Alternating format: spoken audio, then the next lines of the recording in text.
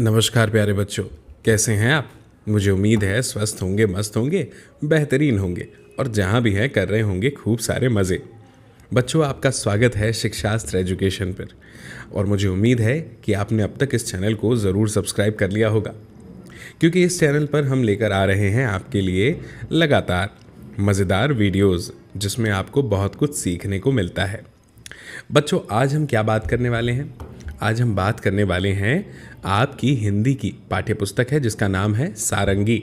उसमें अध्याय 2 की हम आज बात करेंगे, जिसका नाम है घर। घर तो हम सभी के पास होता है और घर हमें सबसे अधिक प्यारा होता है।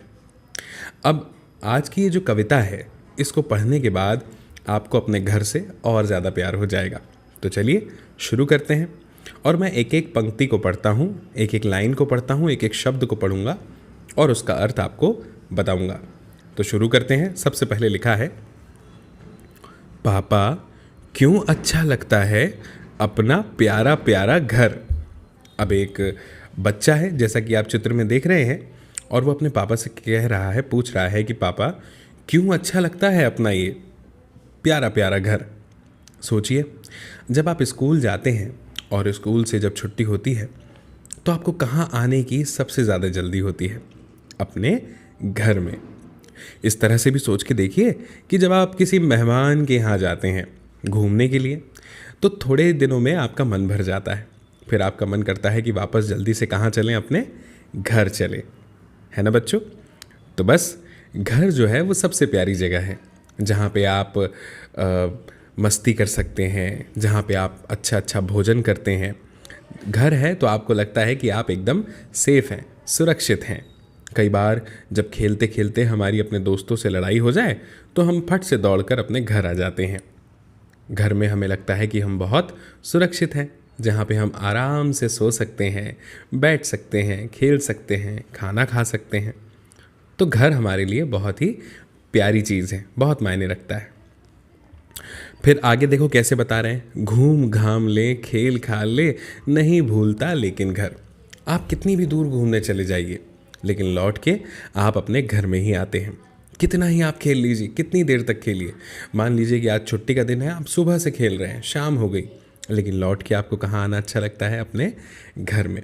जब आप थक जाते हैं तो आपको अपने घर में सबसे ज़्यादा आराम मिलता है बच्चों। तो यही लिखा है यहाँ पर कि घूम घाम लें, खेल खेल खाल लें, नहीं भूलता लेकिन घर। अब आगे की पंक्ति में क्या लिखा है? नहीं आपको लगता पापा है माँ की गोदी सा घर।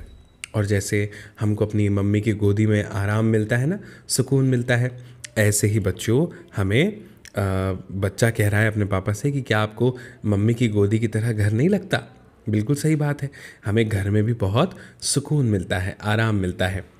और घर में जैसे ही हम पहुंचते हैं तो सारी थकान मानो कहीं पर छूमंतर हो जाती है कि बस अब घर पहुंच गए, अब तो सब ठीक हो जाएगा। तो ऐसा कहा है। अब माँ की गोदी सा लगता है, तो इसलिए आगे की लाइन लिखी है कि प्यारी प्यारी ममता वाला सुंदर सुंदर न्यारा घर। ममता क्या होता है? हमसे सभी प्यार करते हैं, हम भी सबको प्यार करते हैं बच्चों, लेकिन जो माँ का प्यार होता है ना, उसे कहते हैं ममता। ठीक है, तो वैसे ही यहाँ पे हमसे कहा गया है कि प्यारी प्यारी ममता वाला घर। जैसे माँ खुश हो जाती है ना अपने बच्चों को देखकर, हमें देखकर, वैसे ही घर अगर बोल पाता तो वो भी बहुत खुश होता जब हम सब कहाँ रहते हैं? हंसी खुशी से अपने घर में रहते हैं। तो जैसे माँ हमारा ख्याल रखती है, वैसे ही हमारा घर भी हमारा ख्याल रखता है। कितनी सारी चीज़ों से हमें बचाता है, बारिश से, धूप से, ठंड से, है ना? हमें सिक्योर रखता है, सेफ रखता है। आगे लिखा है बच्चों, थक कर जब वापस आते हैं कि कैसे बिछ बिछ जाता घर।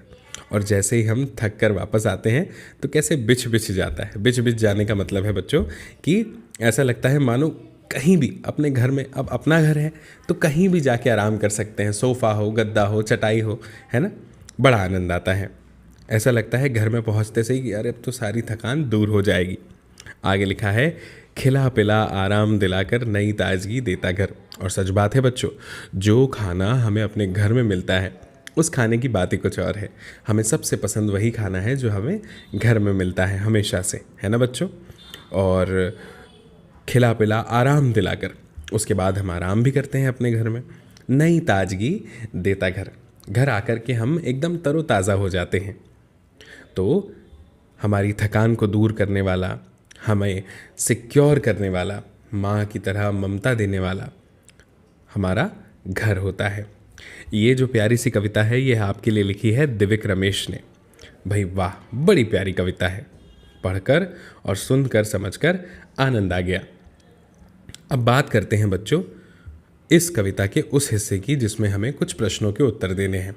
और मुझे बड़ा मज़ा आता है जब हमें कोई कविता पढ़नी नहीं हो, कोई पाठ पढ़ना हो, तो समझ में कैसे आएगा कि हमने जो पढ़ा है वो हम समझ गए। इसके लिए कुछ प्रश्नों के उत्तर देना बहुत ज़रूरी है। जब कोई आपसे क्वेश्चन पूछता है सबसे ज़्यादा मज़ा भी तो तभी आता है ना? तो चलिए देखते हैं। और यहाँ पे लिखा हुआ भी तो है बातचीत के लिए, तो चलिए बातचीत करते हैं। पहला प्रश्न है, आपको अपने घर में सबसे अधिक क्या अच्छा लगता है और क्यों? भाई अब मुझे ये तो नहीं पता बच्चों कि आपको अपने घर में सबसे ज़्यादा अच्छा क्या लगता है, लेकिन मैं अपनी बताता हूँ। मुझे अपने घर में सबसे अच्छी लगती है मेरे घर की छत, मेरे घर की दीवारें। सर्दियों में क्या होता है ना, अक्सर जब ठंड के दिन होते हैं तो छत पे बैठ कर के और बड़े आराम से आप सुबह सुबह की प्यारी प्यारी सी धूप ले सकते हैं, है ना? वहाँ पे बैठ के पढ़ाई कर सकते हैं, बड़ा मज़ा आता है। और गर्मियों के दिनों में तो पूछो ही मत, शाम को दिन भर मतलब शाम को खेल सकते हैं आप छत पे, ठंडी ठंडी हवाएं चलती हैं। कई बार तो हम छत पर सोते भी हैं रात को, है ना? तो ये मुझे सबसे अच्छा लगता है। आपको जो अच्छा लगता है अपने घर के बारे में वो बताइएगा। फिर अगला प्रश्न है बच्चों, प्रश्न क्रमांक 2, आपको कब कब घर की याद आती है? तो घर की याद कब आएगी? जब हम घर में रहते हैं तब तो नहीं आएगी। कब आएगी? जब हम अपने घर से दूर चले जाते हैं कुछ दिनों के लिए, छुट्टी मनाने, घूमने, नानी के यहाँ या कहीं और। तो जब हम अपने घर से कभी बाहर कुछ दिनों के लिए जाते हैं तब हमें अपने घर की याद फिर आने लगती है।